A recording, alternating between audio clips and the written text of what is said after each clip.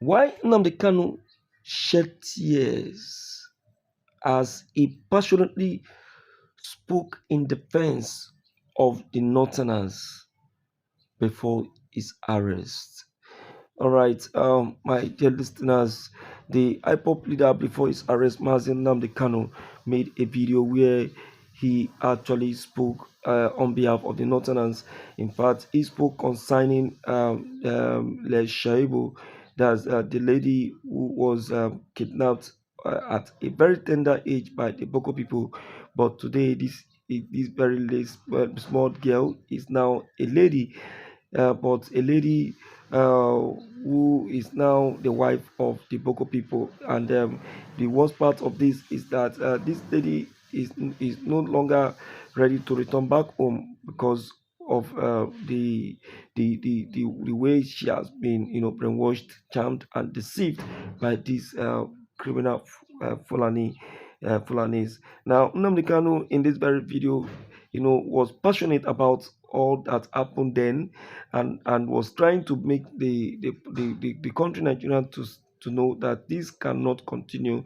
Is this how these people we keep stealing our people, taking them to their homeland, and turning them to Islam, and getting married to them by force? This cannot continue, my dear listeners. Please, let's listen to this very video because Nnamdi Kanu really spoke at length. Happy watching. She is a Christian girl from the Middle Belt. By Middle Belt, I mean where Gowon comes from. The man that rejected restructuring, the man that could have preempted everything now happening in Nigeria. That idiot, to call him an idiot is to insult the animal called idiot, because he's lower than that very idiot. His name is Yakubu Gowon. Mm-hmm. He was the one that went to Aburi to go and negotiate a new Nigeria, so to speak, in 1967. He went to that very place. Britain asked him not to agree to the terms that he had previously agreed in front of Ankara, who was then the Ghanaian head of state. He agreed as a gentleman. They call him an officer and a gentleman. But that idiot idiotically came back to Nigeria and reneged on all the agreements he reached with Ojukwu at Aburi. And that is symptomatic of what is happening in Nigeria today. And I want people to pay very close attention to what I have to say.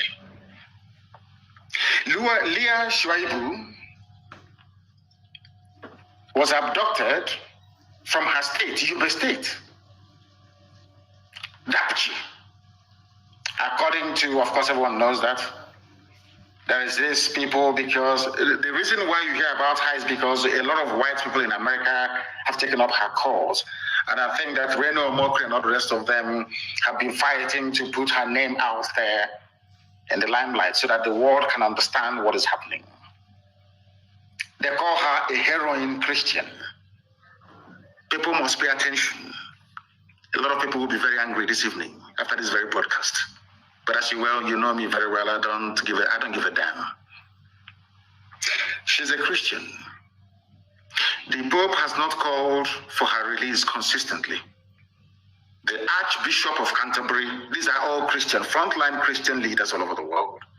None of them have consistently called for the release of Leah Shuaibu because she is a Christian.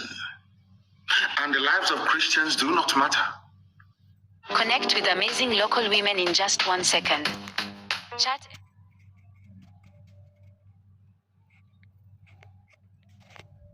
Only Muslims matter. Because, can you imagine, I want people to please ponder this for a second. Can you imagine that, say, a militant group or a group identified, let's say a group from the South, for instance.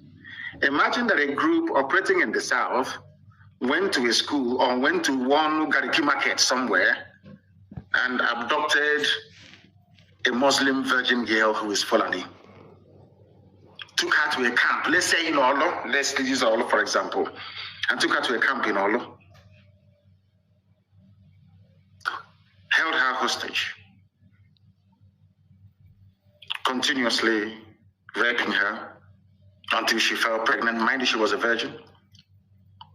She gave birth in captivity to the first child, and now she has given birth to another child in captivity. I want you to ponder for a second. You took a Fulani girl to a forest to the bushes in Olu. Not that they don't know where this girl is. All of them, they know. The Fulani Janjaweed, they know. They took her into a forest, and they're raping this Fulani girl there every blessed day until she fell pregnant. What do you think will happen to Olu? It's just a very simple question.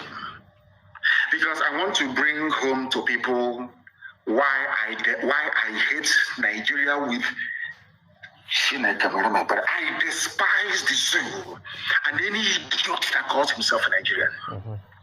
This evening I want to prove that your average Nigerian is the most idiotic, is the most useless thing ever to walk the face of the earth.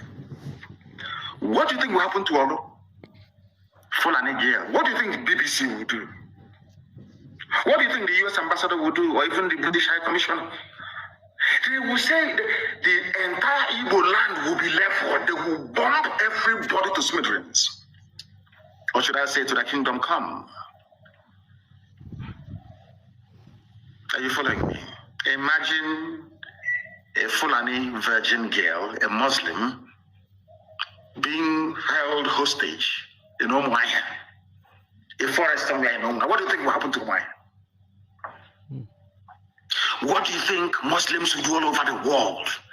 They will start slaughtering anybody who is not a Muslim. If you're Biafran, if you're from southern Nigeria, they will slaughter you wherever you are in the world. Now, this is why I hate Nigeria. People wonder why.